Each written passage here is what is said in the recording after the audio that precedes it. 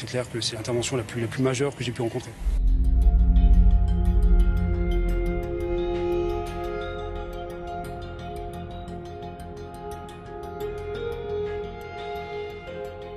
En quittant le centre de secours, il y avait une épaisse fumée donc, au niveau de la rue. Donc forcément, plus l'ordre au départ qui précisait une intervention pour Notre-Dame.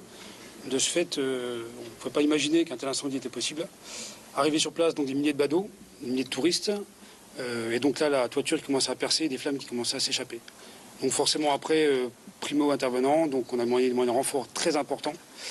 Et après, notre priorité, en plus de la sécurité du personnel, était forcément la lutte contre la propagation, afin d'éviter que tout parte. Il a fallu décider dans un quart d'heure, en fait, on a eu une demi-heure, mais on a eu un quart d'heure en disant, l'adjudant-chef, en fait, on place là-haut un commando de choc avec des moyens, et en fait, on tente le tout pour enrayer cette propagation qui était initiée.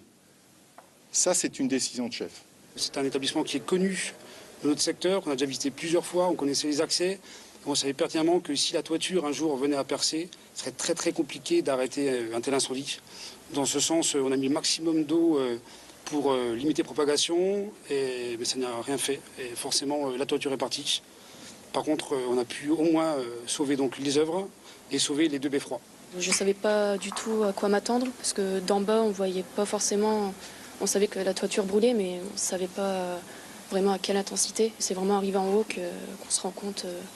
C'est vraiment dramatique. Pour mesurer le risque, au départ, il faut monter les étages déjà. Il faut atteindre le dernier étage. Donc par les tours, c'est pas forcément évident. C'est étroit, notre matériel est lourd. On arrive au dernier étage. Ensuite, il faut établir ses lances.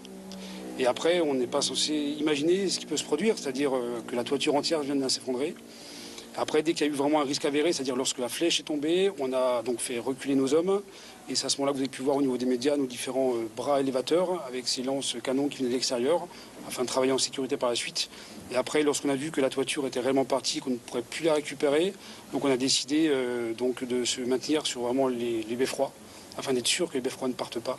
Ça aurait pu être pire sur le bilan humain et aussi sur la cathédrale. On sait qu'on a fait le maximum en fait. Forcément, c'est complexe, c'est particulier. Et après, il est clair que oui, c'est clair que c'est l'intervention la plus majeure que j'ai pu rencontrer.